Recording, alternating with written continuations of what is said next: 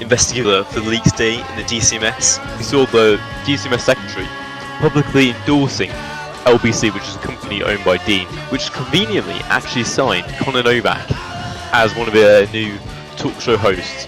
Do you think this is a inside job by Conor Novak and Dean Heathcote, that they were planning to move Jeff Milby from the start? I can't really remember now, but I remember being quite annoyed how somebody could just come out of seemingly nowhere in 2 terms. Well, the way that the Conservatives screwed that election was definitely surprising too. I was forced by the government chief whip, James Ascot, to write an apology letter. After then, things only got worse.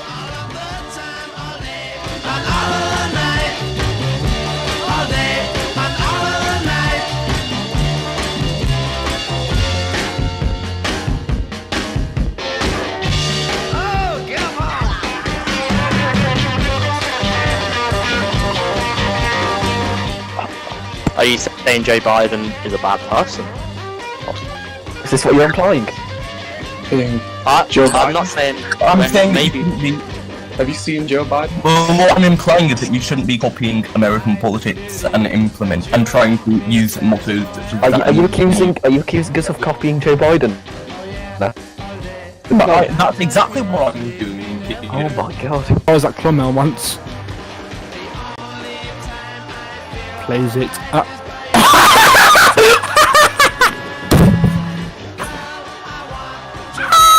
It's lights out, away we go. Hamilton gets away well, and he's getting towards Max Verstappen now and tries to cover him off and pushes it.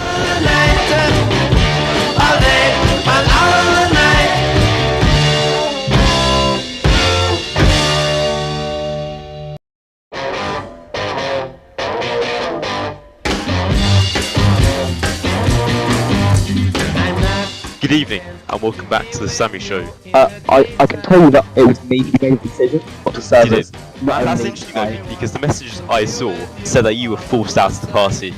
Now go to our investigative journalist who's been responsible for the leaks day in the DCMS. We saw the DCMS secretary publicly endorsing LBC, which is a company owned by Dean, which conveniently actually signed Conor Novak as one of their new talk show hosts. Do you think this is a inside job by Conor Novak and Dean Heathcote, that they were planning to move Jeff Milby from the start? I can't really remember now, but I remember being quite annoyed how somebody could just come out of seemingly nowhere in 2 terms. Well, the way that the Conservatives screwed that election was definitely surprising too. I was forced by the government chief whip, James Ascot, to write an apology letter. After then, things only got worse.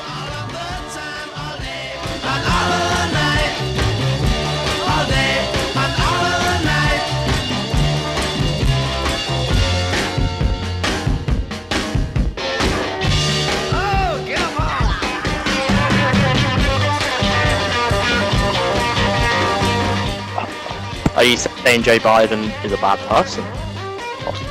Is this what you're implying? I'm not saying. I'm saying maybe. Have you seen Joe Biden? Well, what I'm implying is that you shouldn't be copying American politics and trying to use mottos such as Are you accusing us of copying Joe Biden? No. That's exactly what I'm doing. Oh my god. I was at Clonmel once. Plays it up.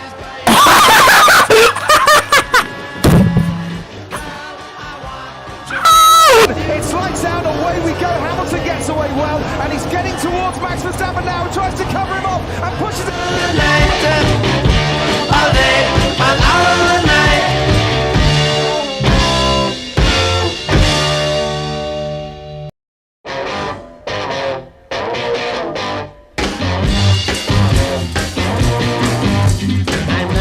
Good evening, and welcome back to the Sammy Show. I can tell you that it was me who made the decision not to serve You did. as not That's only interesting though, because the messages I saw said that you were forced out of the party. Now go to our investigative journalist who's been responsible for the leaks day in the DCMS. We saw the DCMS secretary publicly endorsing LBC, which is a company owned by Dean, which conveniently actually signed Conor Novak as one of their new talk show hosts. Do you think this is a inside job by Conor Novak and Dean Heathcote, that they were planning to move Jeff Mulby from the start? I can't really remember now, but I remember being quite annoyed how somebody could just come out of seemingly nowhere in 2 terms. The way that the Conservatives screwed that election was definitely pricing coup. I was forced by the government chief whip, James Ascot, to write an apology letter. After then, things only got worse.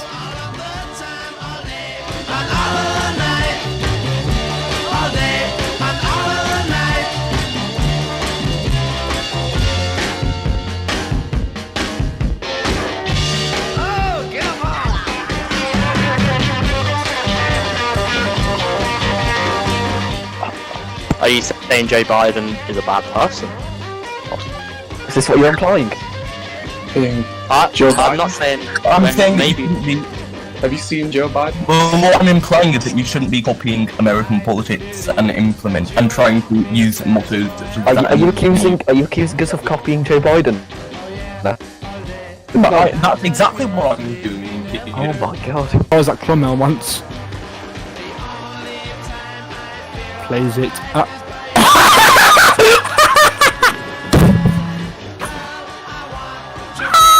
It's lights out, away we go. Hamilton gets away well, and he's getting towards Max Verstappen now. He tries to cover him off and pushes it.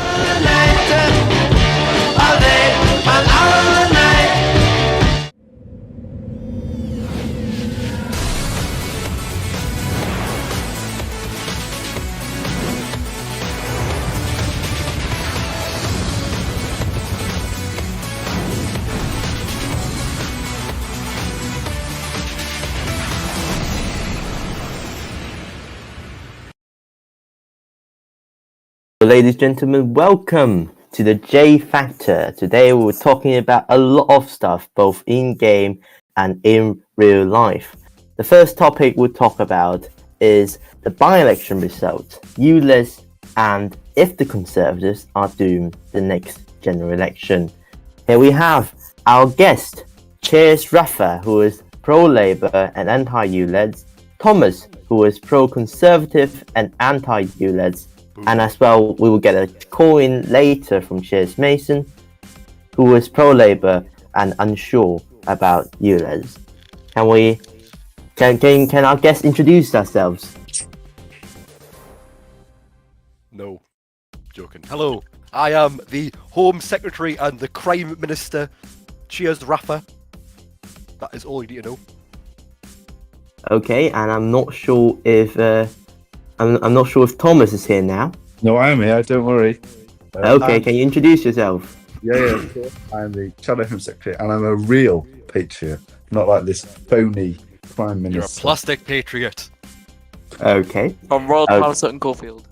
Yes, indeed, the Royal Town Sutton Coldfield. Alright, so the by-election result, if you'd like to share it, is one Conservative hold, one Labour gain, and one Liberal Democrat gain. Now, if you watch the Twitter of the Liberal Democrat leader, Zed Davey, you can see they are actually celebrating it with a giant cannonball being fired to the sky, apparently. Wow! And Labour, as many people have suggested, the first twink member of Parliament in House of Commons, the first twink House of Commons, Keir Martha, who is just like the leader of the opposition, Sir Keir Starmer. They are like storms coming against us Tories and completely smash the Tory majority we get in the previous years. So what do you think? Do you think the Tories are doomed? Yes. No. Why? Why do you think Tories are doomed? Cheers. Right, let's see. Here's the facts. You've got Selby and Ainslie here.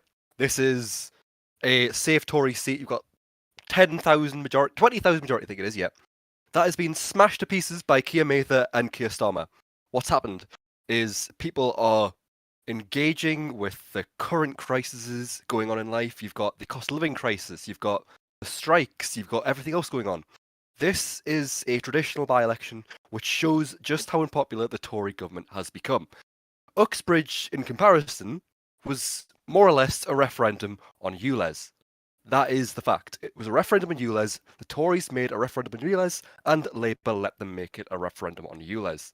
So you can't really compare Uxbridge and Selby. Selby is a true reflection, in my opinion, of the national view of the country. And I think losing almost half of your vote share in a safe Tory seat to a Labour Party that traditionally has not done very well in rural areas, like Selby and Ainsty, is a bit embarrassing. I see. We can if we look at the track record of Conservatives, there's always been a Conservative seat in Shelby and Ainsty. Would you like to make a comment? Why do you think the Tories are not doomed, Thomas? I don't think the Tories are doomed because I don't think that this election is actually representative of what the election will be. Let's get this straight. The Conservative vote share was down by 20,000 votes, but also the overall voter participants was also down by 20,000 votes. So obviously there is a lot of backlash from the grassroots Conservatives, which Selby and Ainsty is a grassroots Conservative constituency. It's a rural, older population constituency, and in God's County, Yorkshire, of course. But 20,000 Conservatives didn't vote in that election. This isn't a reflection of the public not agreeing with the Conservatives. It's the fact that the grassroots Conservatives are still opposed to Rishi Sunak. So if he becomes more appealing to the grassroots Conservatives, if the Times are reporting that we could see a possible removal of the inheritance tax, that there will be a gradual shift to the right, even more so than we've seen, and it will have to be economically as well, a gradual shift to the right economically. If Rishi Sunak wants the grassroots Conservatives, and so what we saw is a statement by the Boris backers and the grassroots Conservatives is that they want to see a change from Rishi, and Rishi's going to have to deliver it if he wants a chance of winning. Would you argue for that of course, the vaccination of Boris Johnson backers and, of course, Boris himself have somehow caused a very large damage to the Conservative Party, or, of course, the grassroots? Well, I think that Boris Johnson is an extremely selfish man, and I think everyone can agree with me. He resigned, and he did it in true Boris manner. He wanted to bring everyone else down, and he knew that it would. He knew that the people of Selby and Ainsty, they were grassroots Boris backers. They voted for him en masse, and they voted for one of his closest allies en masse. So it isn't a matter of... Of course, yes. Yeah, I understand. So it's a matter. It's not a matter of people against Rishi. It's because the Conservative Party disappointed the grassroots that they don't come out and vote. Well, I personally think it, especially in Selby and Ainsty, that is the result. I see. I understand. I'm not sure why some people seems to have left. Oh, here we go. Thomas is back. So, Thomas, on Uxbridge's result, which of course the odds have been very high for Labour to win, but still there's the Conservative hold. Why do you think it happened? And do you think Labour, because of this result, which is to their members, if you see on Twitter, quite disappointing, do you think that sends Labour, especially London Labour and Sadiq Khan, a signal that they have to reconsider and reflect on ULEZ? Well, I think personally, it's embarrassing that Labour didn't win the election. It was the seat of one of the most sleazy politicians in modern history, and they're not winning it. They overturned they've just broken the record of overturning the largest vote swing in a by-election, but they can't win a London seat of a former prime minister that was brought down for hiring a sexual predator. It boggles me. So obviously, ULEZ did play a big part in it, but as with Keir Starmer backed it a couple of weeks ago, and now he's considering a reflection on ULEZ because it is unpopular. it's why there's a genuine worry about Keir Starmer being Prime Minister, because he doesn't have any conviction whatsoever. So do you think, as the news recently suggested, would you support a leadership challenge against Sir Keir Starmer? Well, I personally have always thought if he becomes Prime Minister, he'd be shoved out within 2 years by the left of the party anyway. So you will support would you call yourself a more of a Corbynite person? So you want him to be removed, or do you think there should be another new Labour leader that can lead Labour for success, or for more, let's say, centre-left policies? Well, I can definitely tell you right now that I am not at all Corbynite. I don't know what kind of question that is. So you do want another Labourite or New Labour as a leader in the future? Well, I would preferably like the Labour Party to be eradicated completely, but that's not going to happen. There's always going to be, but I don't know why he'd ask. One of the most renowned Conservatives in the group, if they'd rather have a Corbynite. Of course, I'd rather have someone more like-minded in the Labour Party, which I suppose you could say Keir Starmer is. But it's not a matter of his ideology, but his conviction. I've got a problem with his complete lack of conviction. As Sir Keir Starmer is. So Sir Keir Starmer was criticised to be the flip-flop by the Conservative Party. This seems like flip-flop seems like also softy seems like the line of attack used by the Conservative Party a lot, especially by Greg Hands himself, who I met very luckily in Uxbridge. If I could just jump in there. Yes, I think of course. It's deeply ironic that you've got Sir Keir Starmer being called Captain Flip-Flop, Sir Flip-Flop, whatever else you want to call him, by a Tory party that has deposed 3 prime ministers in the space of like a year. Because let's be real, Rishi Sunak is a dead man walking at this point. There is no chance that he will be leading the Conservatives in the next election. When you've got the Mid-Bedfordshire by-election coming up, you've got Tamworth by-election probably coming up as well, and neither of them look good for the Conservatives at all. There's a poll in Mid-Bedfordshire that came out. The Tories are down to 24% in there, apparently, down from 60%.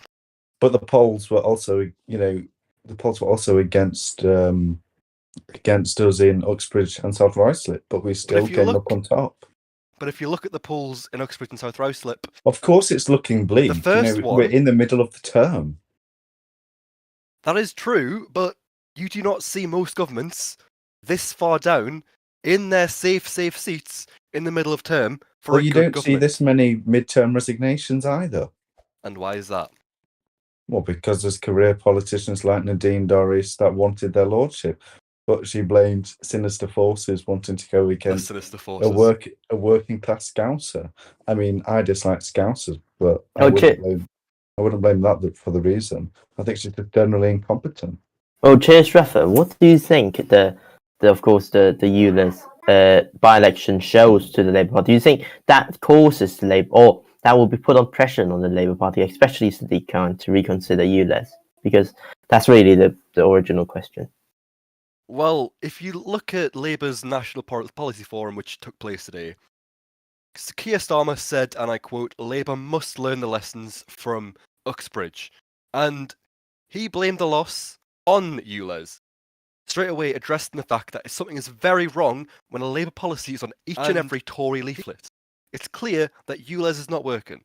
In Newcastle, we have a slightly similar concept, the clean air zone in the city centre, which only affects buses, vans, and I think older vehicles as well that are like 20 odd years old. That is a good policy that is helping to reduce emissions, and it's something that should be looked at throughout the country, obviously. Not something like a ULEZ, which, to be fair, ULEZ expansion was forced on what's he called again? The London Mayor by Sadiq Khan, yeah. That was forced on the London Mayor by the government in the first place. Oh no, it wasn't.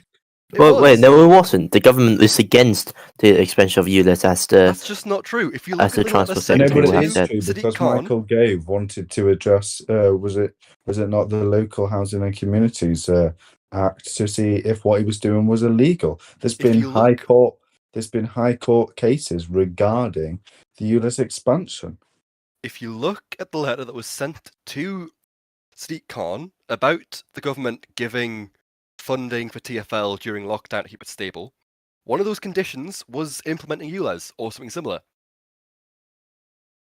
Okay, but that doesn't the mean deal ULEZ was expansion. reached between. ULEZ was already expanded, but now it's so much larger. You know, you look at the maps, and you'll have places that are outside of the ULEZ proposals. There's just little clusters. There's bits that are disconnected from the map that are being charged for ULEZ. It's not right. You know, I don't have a problem with the fact that we need to raise awareness that we need cleaner air. I mean, if I was living in Newcastle, I'd want to be driving out, never mind driving around. But at the end of the day, we do need to get cleaner air. Mhm. But we shouldn't be taxing. You know, you guys are the party of the working class. It'll be the working class that are the most affected by Exactly. ULEZ. Those are the facts. So I'm Exactly. vehemently. Do you think, Thomas, the Conservative Party, can use ULEZ to maybe get Susan Hall into the London mayor? The No, one what Sadiq fears. is that I Do you was think always- Susan Hall can have a chance at all? I was always a Moz man. I quite liked Moz, and it was just because of his voice, to be honest. I don't care about London. I think London's a cesspit, to be honest. I think that Sadiq Khan, if he abandons the ULEZ, he will open up the possibility of a Corbyn mayoral run. Hmm. He will. That might actually be. And might- it will, it's Corbyn, it will might be- split the vote. And obviously, the only person that's splitting the vote will advantage is Susan Hall. So you do think Susan Hall might actually have a chance because If Jeremy Corbyn Corbyn, runs, yeah. if Corbyn runs. yeah. I see. So what do you think, Chase Rafa? Do you think do you think Jeremy Corbyn running as London mayor might actually give Susan Hall the key to London mayor office? No. If you look in 2000, when you had Frank Dobson for Labour running against Ken Livingstone, who was a Labour MP, he used to run the Greater London Council, but he wasn't elected, so he had a hissy fit and decided to run against Labour. This is not 2000. This is not Ken Livingstone we're talking about. This is Jeremy Corbyn, who, quite frankly, is not popular outside of the momentum of hard left community. And are you Echo telling me chamber. that Central London is not? If you look at Central London, the vast majority of people in Central London, out London as well, are not Corbynistas. That is a fact, really. So you do think You would except still split the vote, especially on a policy because there are actually a lot of people on the left that support ULEZ. There are a lot of London residents that support ULEZ. Now, the thing is, It will split the vote. If Sadiq Khan abandons ULEZ policy and Jeremy Corbyn runs, that will split the vote. If Jeremy Corbyn runs without Sadiq Khan abandoning the ULEZ policy, I don't think it will split the vote. And I think Sadiq Khan will win re-election. the Regrettably. thing is, even if Jeremy Corbyn does run, the system for electing London mayor means you get a second vote. A lot of people that would back Jeremy Corbyn would back Sadiq Khan, knowing that Susan Hall has a chance of somehow becoming London mayor. So even if Jeremy Corbyn runs and splits part of that vote, a lot of that vote will just go straight back to Sadiq Khan, or it might Well, go to the Greens. I actually didn't know that. So if that's the case, then yeah. do you think that people at the left will still support Sadiq Khan despite him, let's say, being criticised in a way that he's out of touch to London people? Well, it's in the same way that I support Rishi Sunak over Keir Starmer, as I think he's the better of two evils, and I think that unfortunately the left wing in London will think that Sadiq Khan is the better of two evils. So I think they will still vote for Sadiq Khan over Susan Hall. I do just want to say, I think it's a bit funny that we've got two Northerners here debating ULEZ and the London mayoral election. Yes, No, because the group Londoners. staff. As Northerners, we've got a bit of common sense, mate. So that's true. why. So Not true. these Southerners. So true. Yeah, because we eat Greggs every day. Also, the group staff have blocked 2 of my guests, which means we're left with 2 guests now in the studio. So sorry, I but- do apologize to the audiences here. I'm sorry, We- Jay. You're saying we as if Birmingham was counted as in the north. So true. It's not. It's not, mate. So true. Right. Okay. Okay. So, learning from the lesson from, of course, the other 2 by-election. Remind me of the name. Somerton Throne? Yes, Somerton and Frome. Does that send a signal, of course, to you, Thomas, as a Conservative? Do you think that sends a signal to the Conservative that you need to be careful of the Lib Dems? Do you think the Lib Dems is a massive threat to the Conservative now? Democrats are at all. I think it's just this whole. It's people like the idea of the Liberal Democrats coming back, but no one. He would seriously vote for a Liberal Democrat in an actual general election. If I'm correct, Somerton and Frome is getting split into 2 different constituencies anyway. So the reason why the Lib Dems do so well in the by-elections is because of the fact that we see a lot of resources being put in. They can focus all the resources. They don't have the breadth for a national campaign, especially in places like Selby and Ainsley, because they could have very well won Selby and Ainsley if they ran a campaign there, and they probably could have also won Uxbridge and South Russell, but they don't have the resources, and I don't particularly find them to be a very credible threat. But when it comes November 2024, I might eat my hat, but I just don't think. I think the kind of the Reform UK of the left. No one actually cares. So you just think Lib Dems can win by-elections because of the protest votes. However, when it comes to general election, they just have to split out the entire resources to the whole country, which they can't because they are a small party. Yeah. So you don't think that Lib Dem will do a massive comeback after the damage done in 2015? Okay. So what do you think, Chair Stratford? Do you think the Liberal Democrats is a massive threat to the Tories? Honestly, yes. Oh I my think- goodness gracious. Now, hear me out on this. Obviously, the Lib Dem machine is not the same as it was before 2015. Obviously, there's a lot of work they need to do still to rebuild trust and to rebuild their machine. But they consistently do well in by-elections for a reason. Their messages really resonate with people. And unfortunately, that message is a negative one. It's a NIMBY message, which I don't support. I don't know if you support it, but I don't support NIMBYs. I don't support Jay Chan is NIMBYism. actually Lib Dem. No, I hate NIMBY. Sorry, excuse me. So I absolutely hate NIMBYs. I Jay hate them to the bones. It sounds like a slur, to be honest. doesn't it? NIMBYism is the only reason, really, that the Lib Dems really do well in places like Somerton and Frome, places like what was the other one called again? North Shropshire. They target their messaging in by-elections focusing on NIMBYism. We will reject planning permission. We will say this, this, and this. We will work against it. This is bad policy. So you think they might gain a few rural seats as a threat to Tories because the Tories hold rural seats pretty well, but when it comes to national policies, they might still the message coming across might still not be popular. I think they'll probably get about 30 or 40 seats. Oh my goodness. That's a large amount of seats to be I fair. think that's, Because of I how think that's a far the Tory vote ridiculous will thing fall. to say. But I Because think... Keep going. Because if you think, this whole thing that the Conservatives are going to completely crash out and burn, let's get this straight. Keir Starmer will need a larger swing than Tony Blair achieved in 1997 in order to get the same results that Tony Blair got, which are the results that we tend to compare Keir Starmer's potential amount of seats to be. It's unrealistic.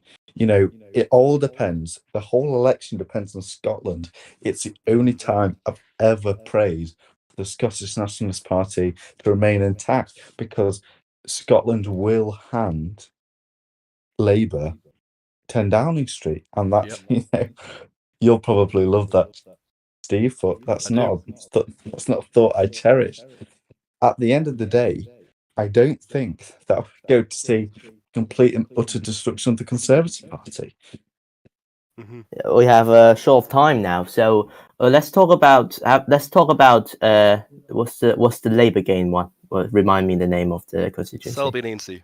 Selby and Ainsty. Do you think that Selby and Ainsty being a Conservative seat for quite a while, by Labour gaining it by such a large percentage, would send a signal that Labour is winning a majority next year? Because there's the two sides of the argument.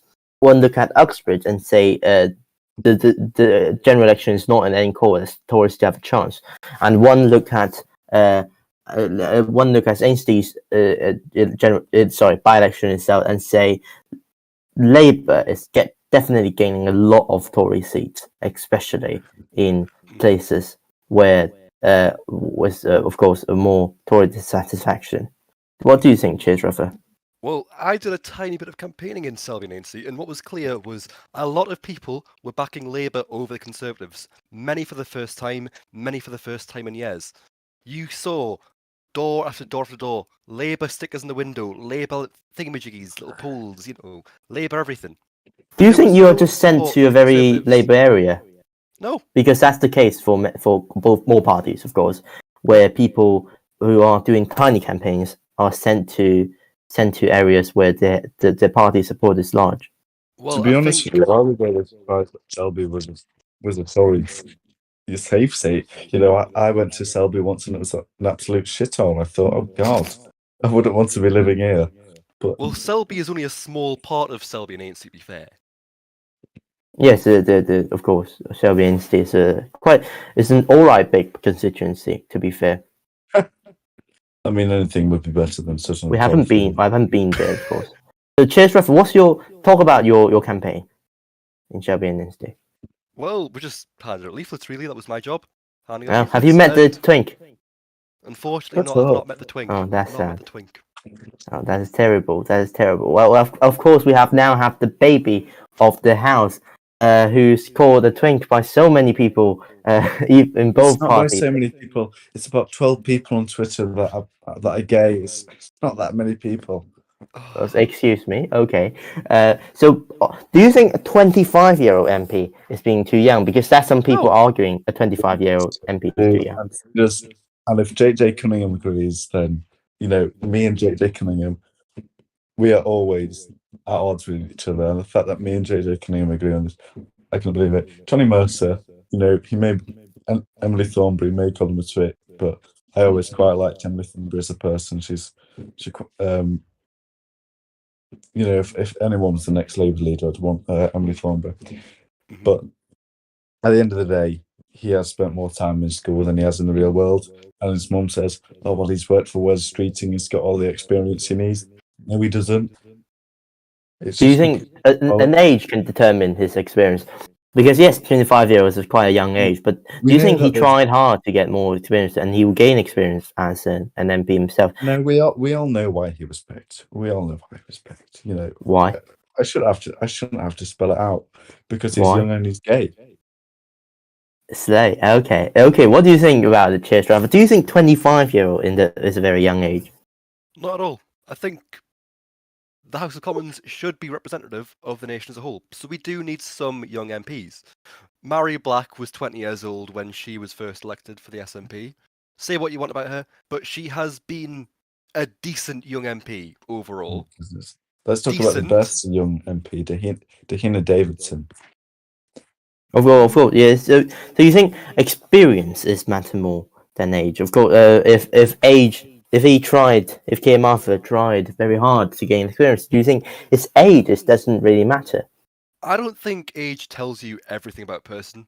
You could have a 50-year-old career politician who has no real life experience, was born into luxury, and has had everything fed to them for years and years and years.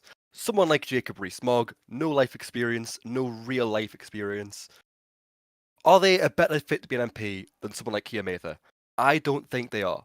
They are the same to me. That's the problem, and I think Johnny Mercer made a good point. Yes, we saw in the 2015 election that we saw a lot of imported people. We're not having people representative of where they're from. I mean, Rishi Sunak's a prime example. He's from Southampton, and now he represents North Yorkshire.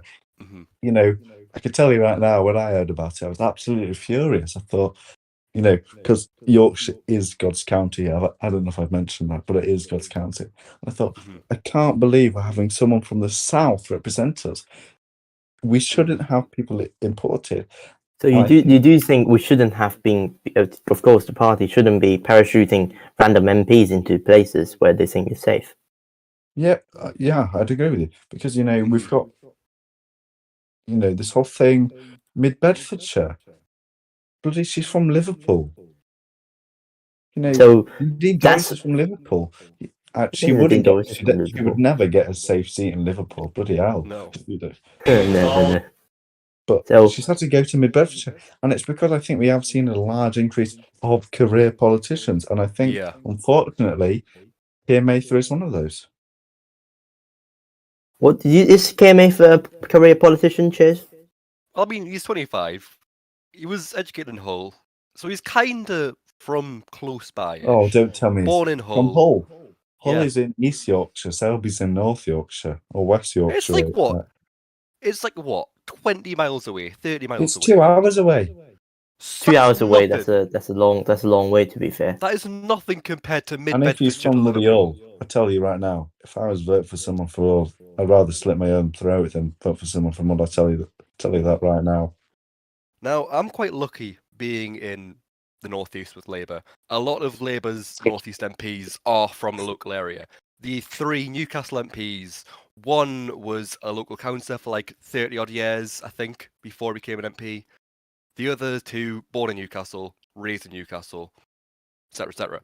Gateshead MPs, again, born in Gateshead. Sunderland MPs, you've got you've got Bridget Phillipson, she born in Sunderland. You've got the other 2 Sunderland MPs, both. I think it's a totally valid point, to be honest. The fact that we're not having people that have been raised. Exactly.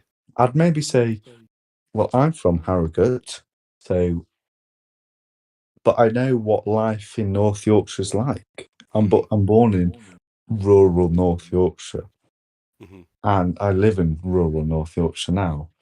I could easily go to Richmond, and I could understand what the life of Richmond. I could easily go to Skipton and Ripon and understand, but I wouldn't represent Skipton and Ripon because Skipton.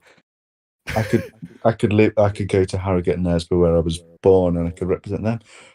And obviously, yes, it does limit who can represent where, but I think it's important that you experience what the other people experience. Maybe age wouldn't be a problem, but he's been parachuted into a safe seat, and I think he's done that because he's 25. Why else would he go into Parliament at 25? Apart from to advance your career, especially when you live 2 hours away. What it was like, do you remember that during the by-elections, there was a Liberal Democrat MP that ran for a seat in the south or in the north, or either or, and he lived down in Bournemouth while he got a seat in Hull. Hull was quite a good lived area, so it's stuff like that. You just.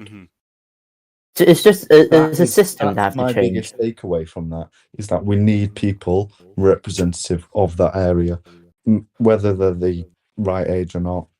I think the funniest thing, though, is the leader of the Northern Independence Party living in Brighton.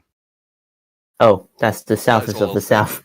So that's happened in politics. That's something reform we need to make in party politics. Northism, mate. Northism is plaguing our politics. I tell you right now, if it was the Yorkshiremen running the economy, there'd be nobody. We'd be tight-fisted as possible. Can I remind you, Rishi Sunak is from Richmond, which is in Yorkshire. He's not from Richmond. He's not from Richmond, though. He's from Southampton. Right. Okay. But he is a Richmond MP. But anyway. Oh yeah, brilliant. Right. That's something you think our system should be changing. An MP has to be from a local area instead, and we should be just not somewhere. But I do think that it needs to be an important part of our democracy that we're representative. Maybe it's the same county, but you live 2 hours away from the constituency. Then I think How's he affording to have a constituency here at 25? You know, he's not got a job. That's what confuses me. How's he doing all that at 25? There must be something else going on. I see. Thank you very much. So what do you think about the by-election? Get engaged by joining the GB News server, and tomorrow we will be back talking about things in the Roblox game, of course. And schedule says tomorrow we will have discussion on the statement of the Deputy Prime Minister and explore the possibility of an early general election, and also on the performance of the current government, the plan on the budget, and the plan on the electoral reforms. Thank you very much, and I'll see you tomorrow. Slay. So true. Stinking wokey.